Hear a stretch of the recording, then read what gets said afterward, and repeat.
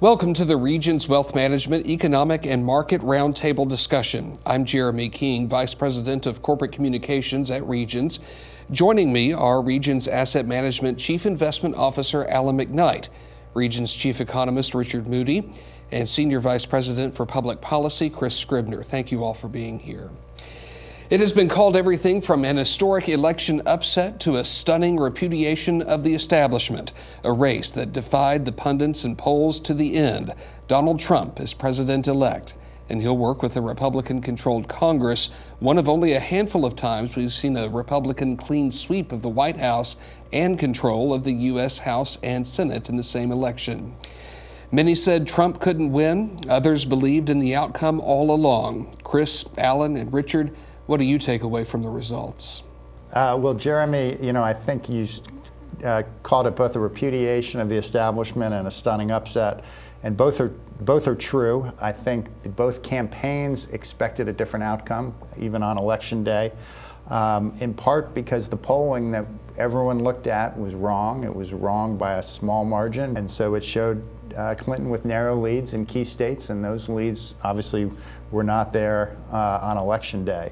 One of the key things just to think about in the election was that both received far fewer votes than the candidates in 2012. Clinton received 5 million fewer votes than Obama, and Trump received 2 million fewer votes than Romney. Turnout matters, and turnout in the key states matters. Alan, first, your key takeaways from Tuesday night. When we look at the short-term results and what it may mean, one, we believe there will be higher infrastructure spending based on some of the commentary coming out of the campaign and on the trail, which could benefit overall fiscal policy. And as we see the improved infrastructure in the United States as it relates to roads, airports, and other key structural areas that can help our economy grow. Two, we'll assume that debt will be a part of that growth in infrastructure to be able to fund it.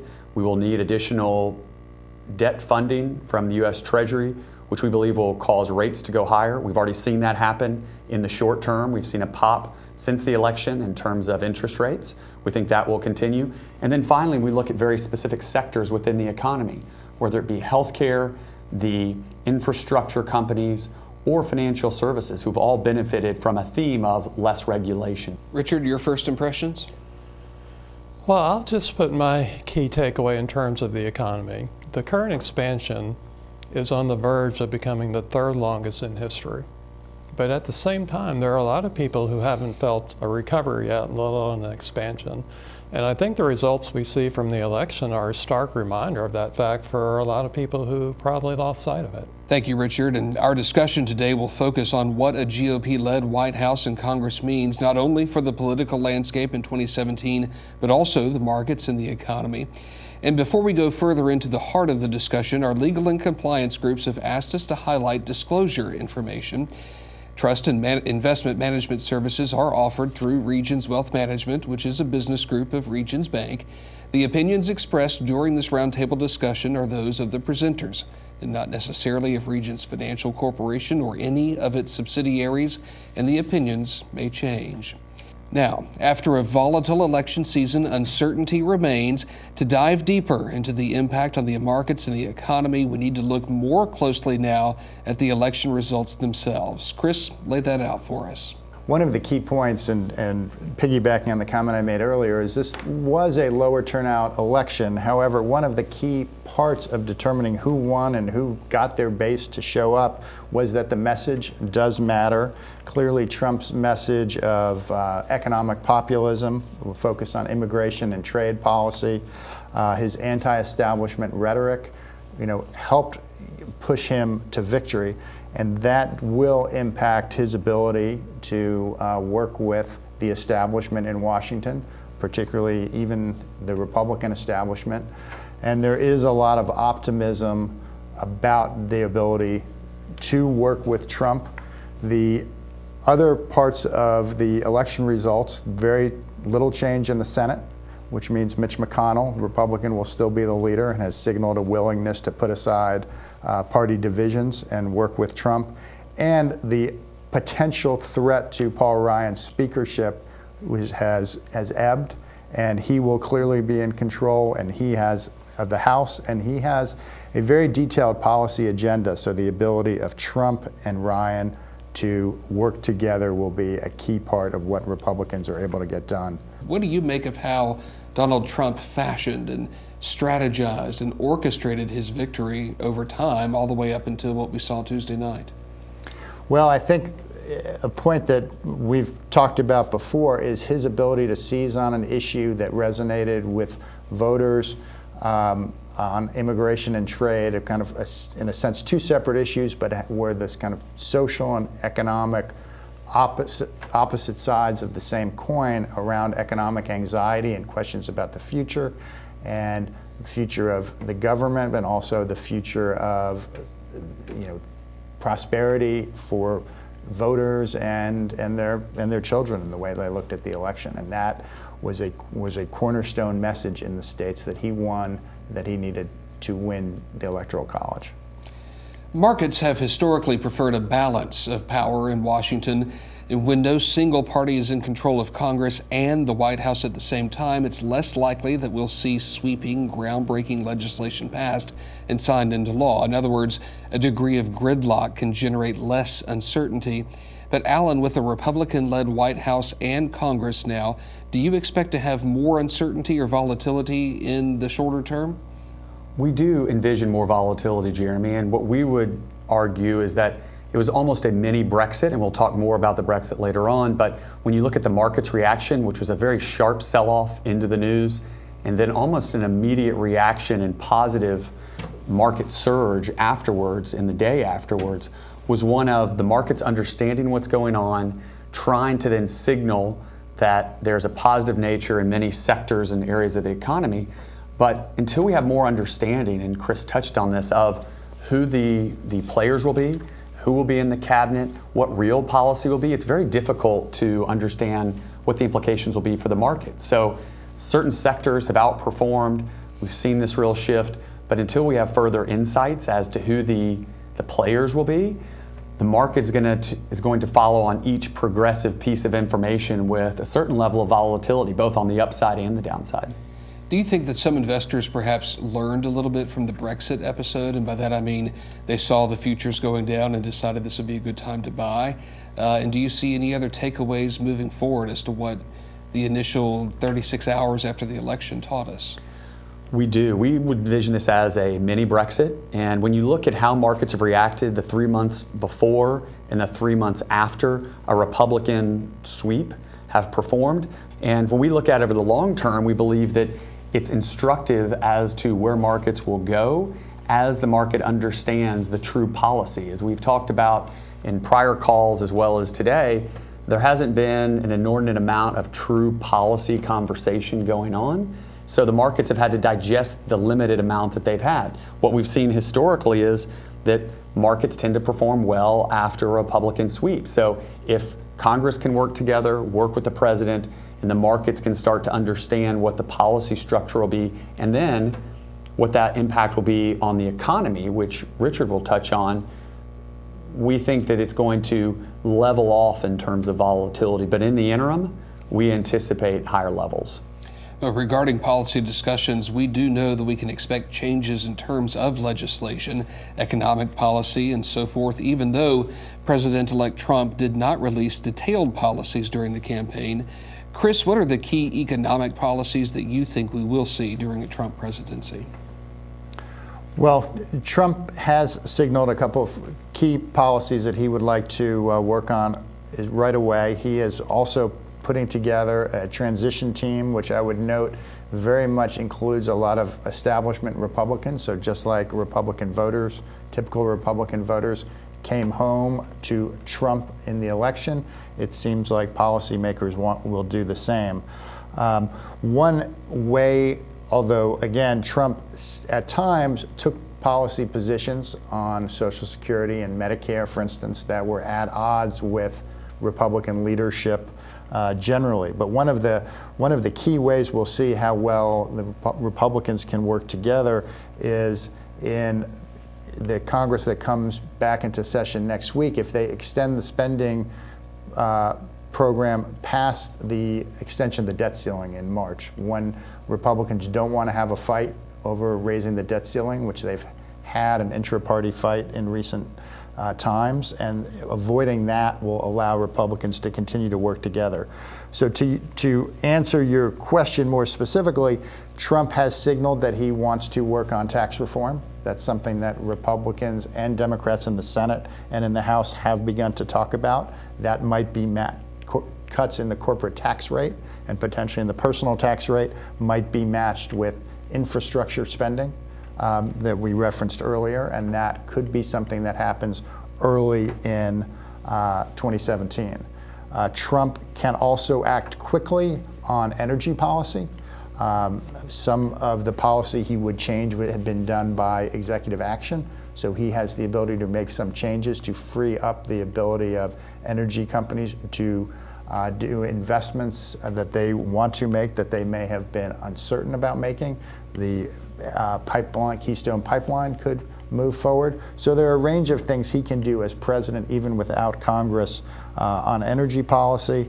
And he has signaled and really probably almost has to take action, because this was a signature part of his campaign and Republican campaigns, to move to repeal Obamacare. And so that will actually create a lot of change, potentially volatility in healthcare.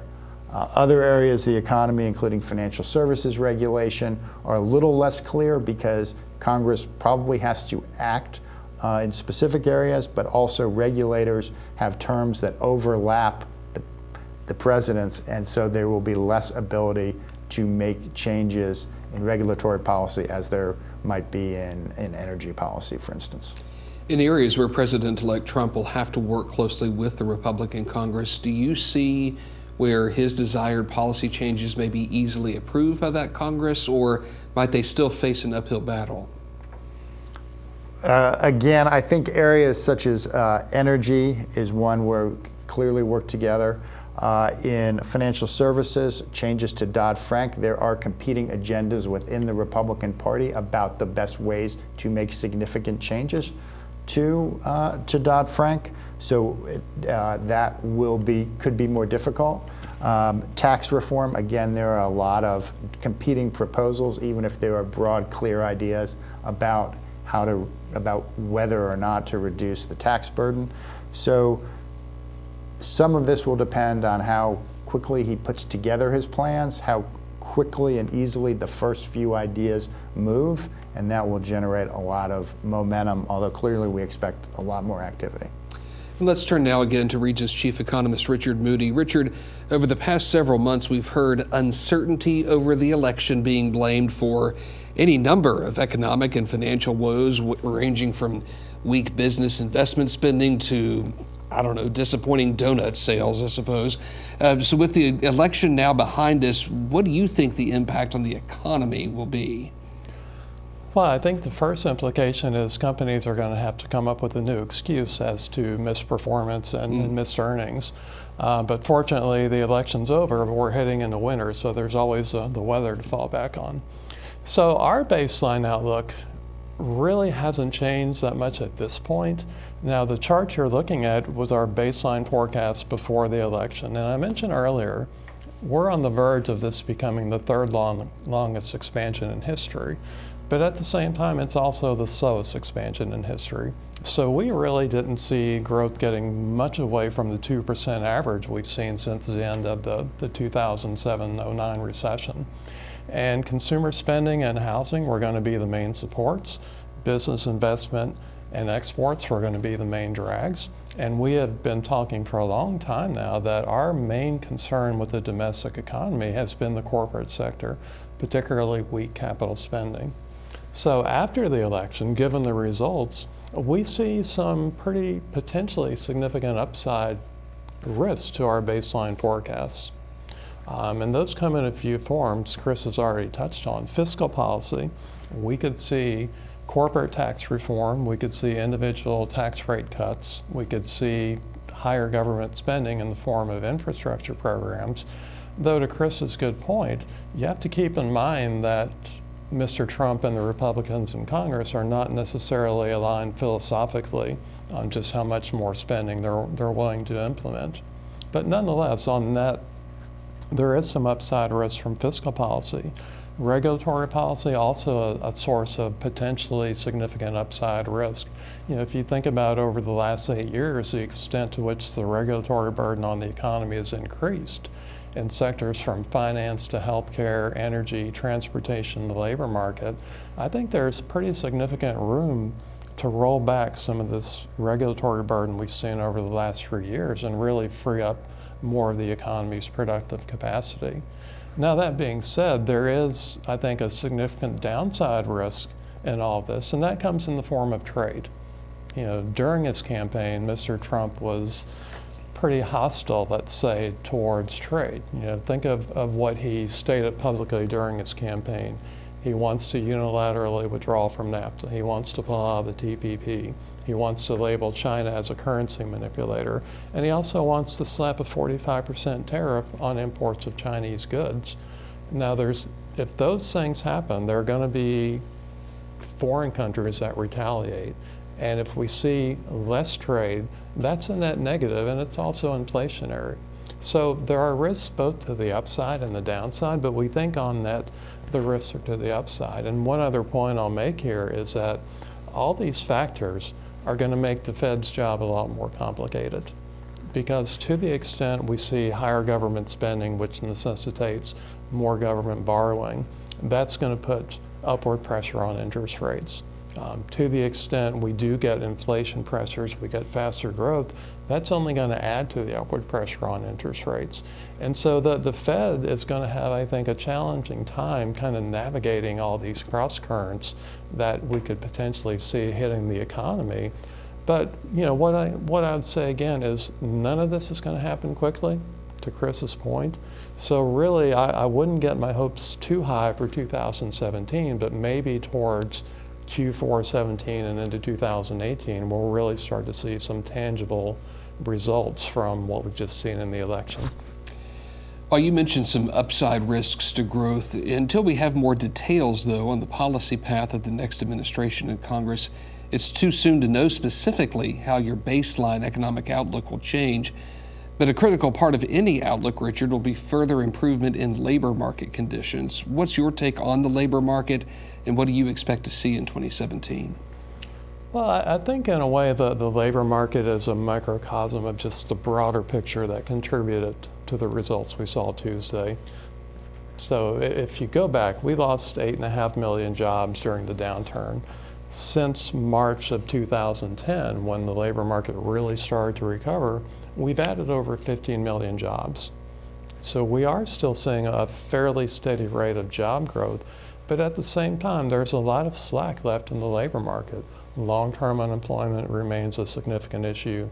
We have almost 6 million people who are working part-time who would rather be working full-time, and the labor force participation rate is lower than it's been in decades. So there are still people who have been displaced from the labor market and haven't made their way back in yet.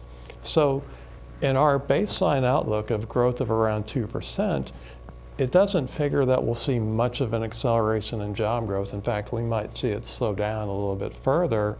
But that's a rate of growth that's sufficient to pare down the remaining slack in the labor market, but not enough to generate wage growth in line with historical averages. So we're still a ways away from full employment. And again, to the extent we see faster growth in the broader economy due to the outcome of the election and some of the policies we might see, the labor market will grow at a faster rate.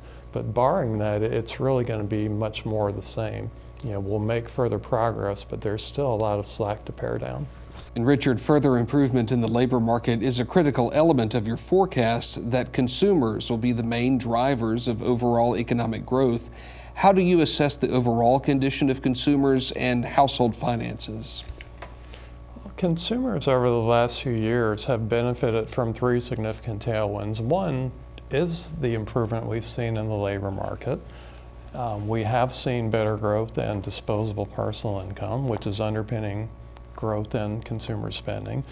But the other two tailwinds consumers are benefiting from, low interest rates and low inflation.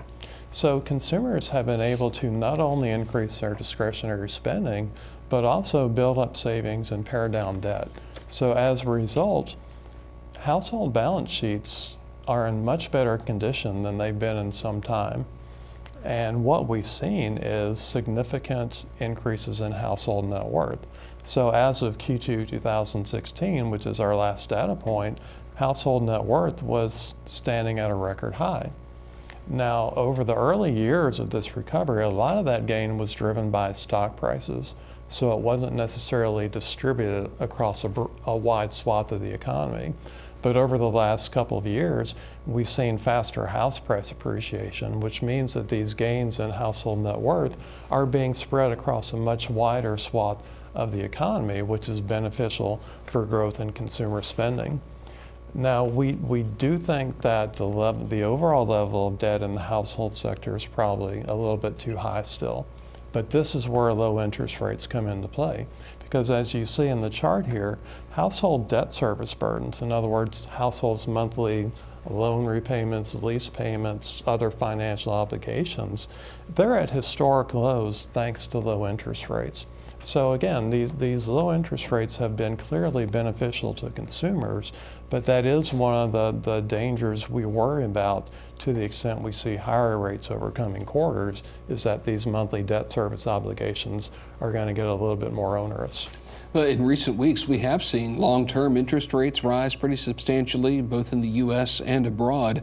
What's behind this increase, Richard, and what are some of the implications? Well, there are really a few things behind the increase in long-term interest rates. And I'll have to say, the chart here was made prior to the election.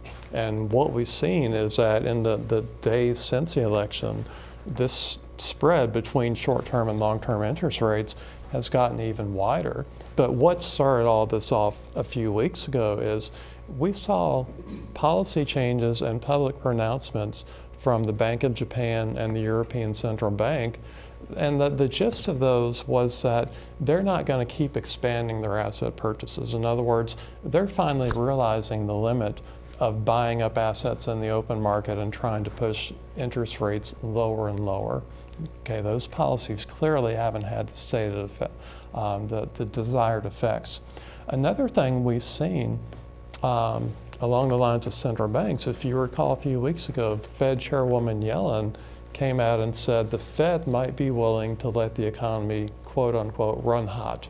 In other words, they might be willing to tolerate a period of inflation running above their 2% target rate.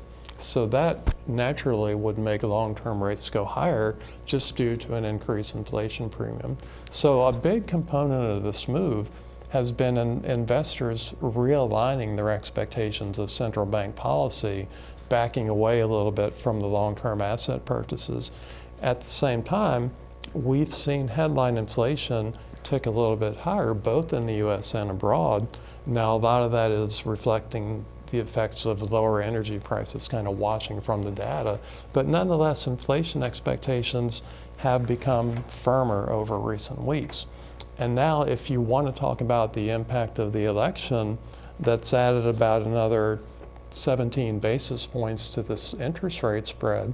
I think that's a mix of higher expectations for both growth and inflation. So you've seen the long end of the yield curve move up more significantly with very little impact on the short end of the yield curve. And again, there are a lot of potential implications from higher interest rates.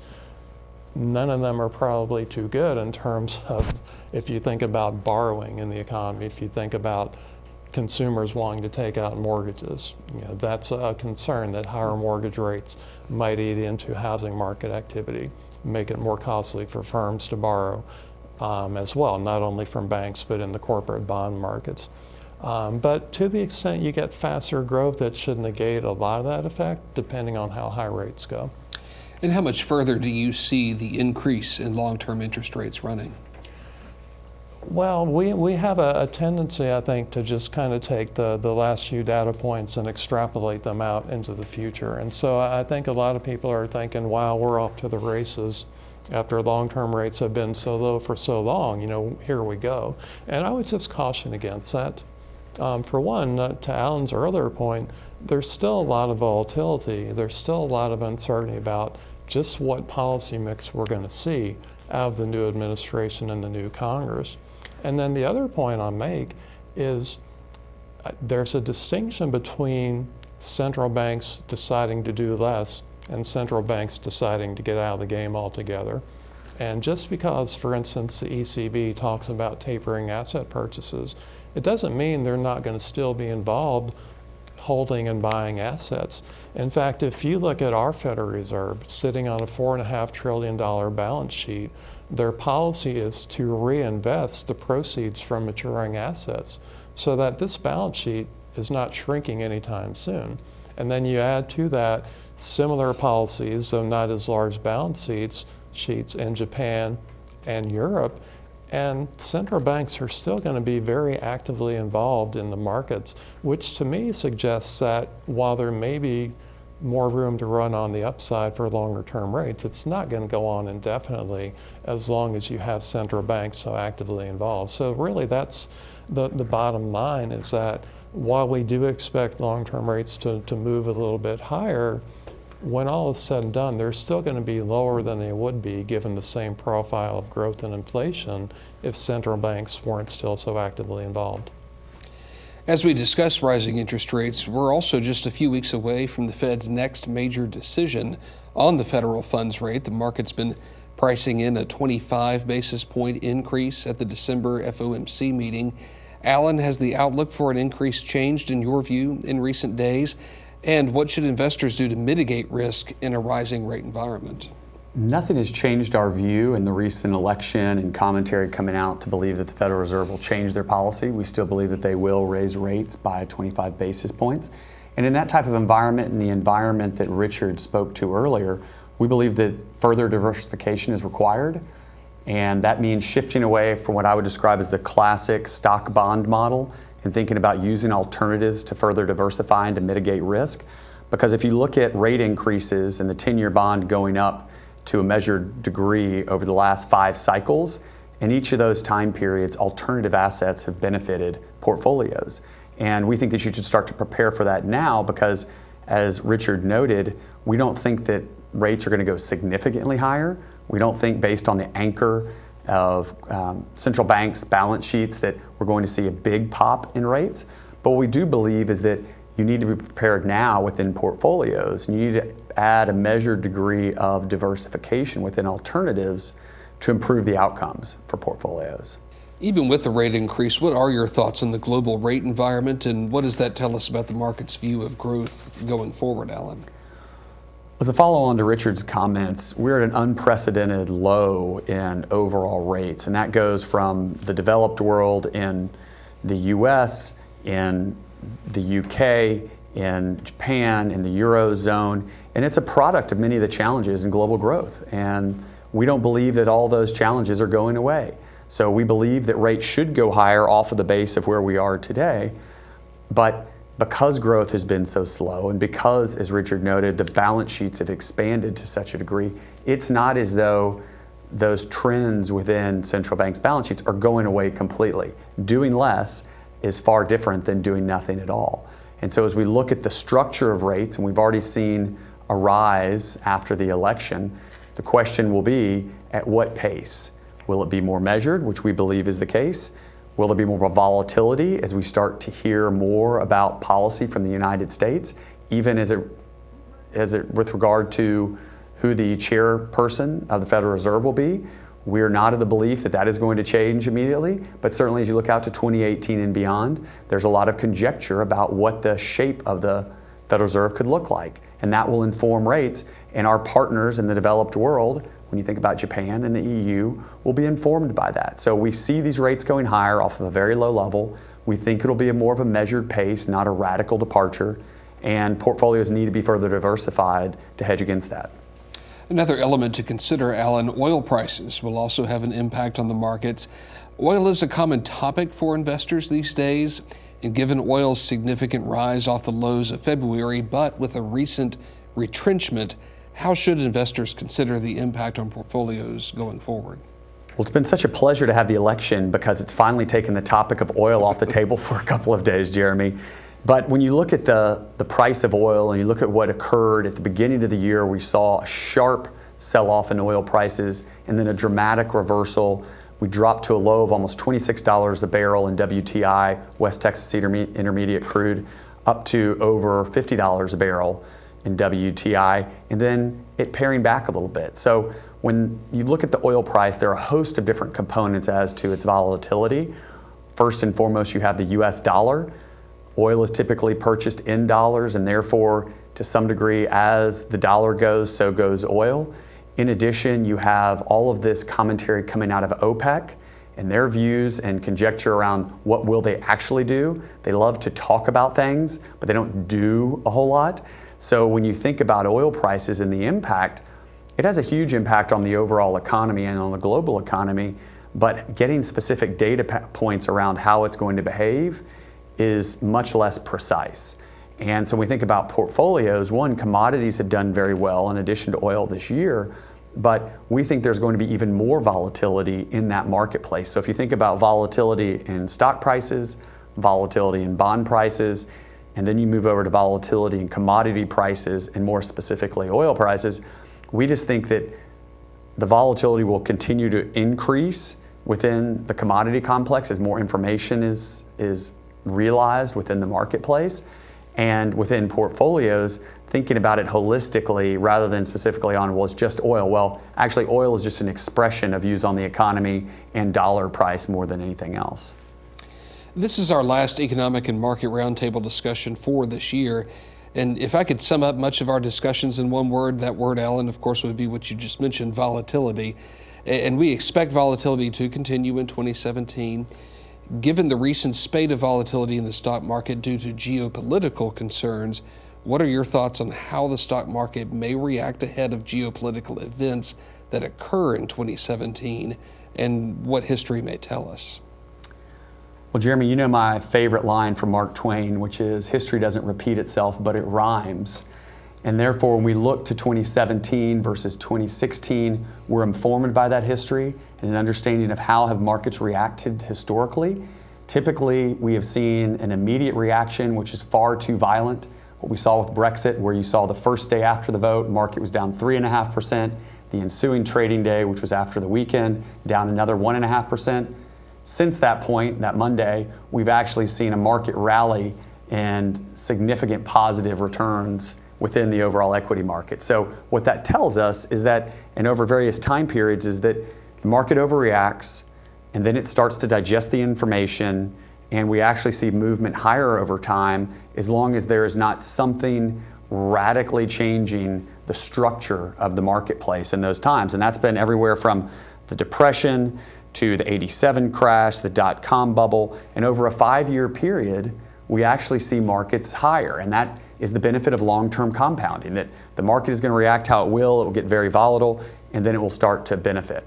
In addition, when you look at the returns in very short-term periods of time, what we've seen in a one-day period, a 1 month, or a 1 quarter, you have over 30% probability of negative returns.